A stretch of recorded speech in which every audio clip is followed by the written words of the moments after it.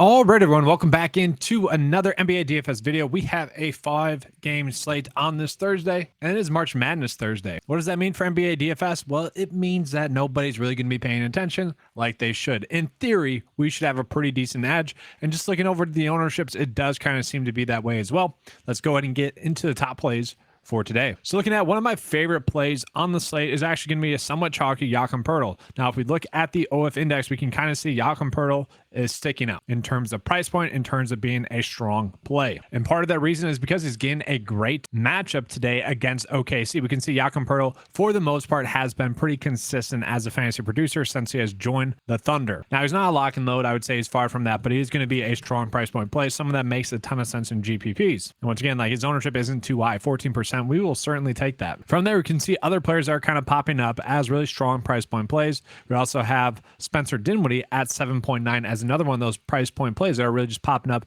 on the OF model. And Spencer Dinwiddie has been someone that has literally just been going off the last 5 games, really the last 8.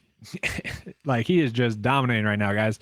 And you might see this and see, well, he didn't dominate that. He only had 32 fantasy points. That was on 29 minutes. Right now, the Brooklyn Nets stars are averaging about 38 minutes. So given the matchup, given this game, it is a spot I think that we want to chase Spencer Dinwiddie. Now, he is a little bit chalky, but at the same time, that is chalk that I am fine eating. Now, if we were to go ahead and sort by kind of value here, we can do FanDuel value first. We'll see Jakob Poeltl is popping up as one of the better values. We see Mikal Bridges and Cameron Johnson on FanDuel. I feel like we have to play those two instead of Spencer Dinwiddie. And that's the thing. I feel like just playing 2 of the Brooklyn Nets are going to be the way to go. That is something that we're going to try to do today. We also see Drew Holiday is kind of at a cheap price point and a low ownership as well. Someone you can certainly play there.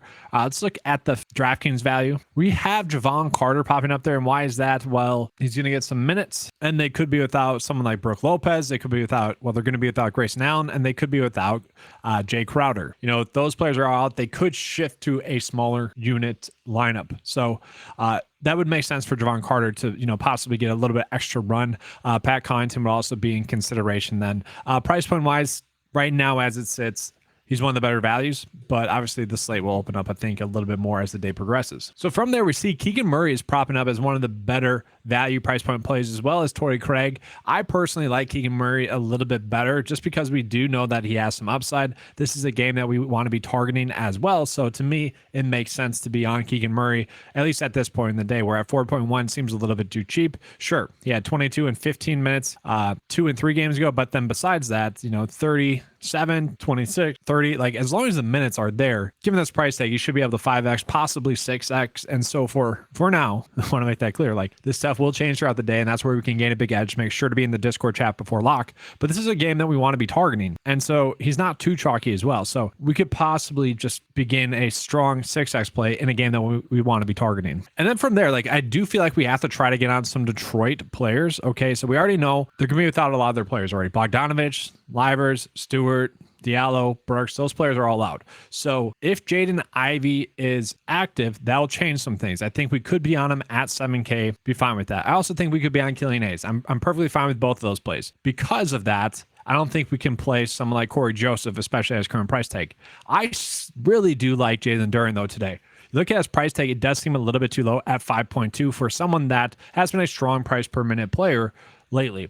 We look at the last game, he only had 18 minutes against Washington. Now, why is that? He came in and got his first rotation of the game and literally had 3 fouls in like the first 5 minutes. Okay, so all of his first 5 minutes that he typically gets were not there. And then he was still able to come in and nearly get a double-double while playing 18 minutes. And now, sure, this matchup with Denver isn't great, but it's a matchup going against Nikola Jokic. Maybe James Wiseman gets into foul trouble. And then we're looking at a lot more Jalen Duren minutes. And yes, he does get some ownership there on DraftKings, 13%, but that's not too crazy. That's not too chalky. I will say Josh Giddey is definitely an interesting play. We have seen that he is actually benefits with having SGA on the court. So it really just wouldn't be shocking to, you know, for him to get 50 DK points.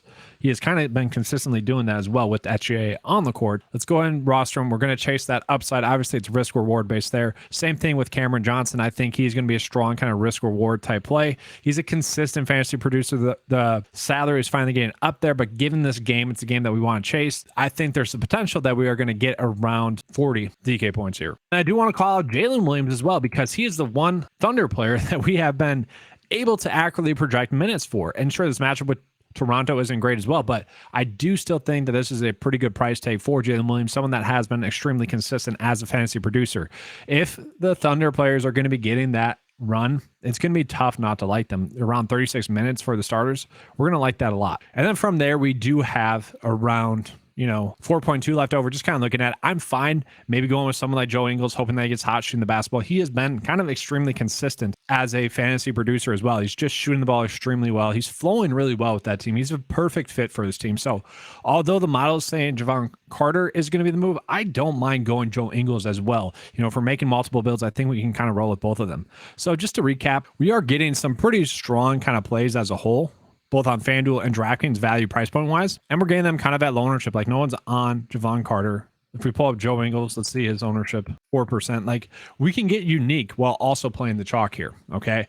And that's kind of been the theme of late season NBA DFS. But that is it for this video. If you guys want access to any of the tools like the Occupy model or the lineup builder, go ahead and click the link in the description. Also, we have the link to the Discord chat as well below.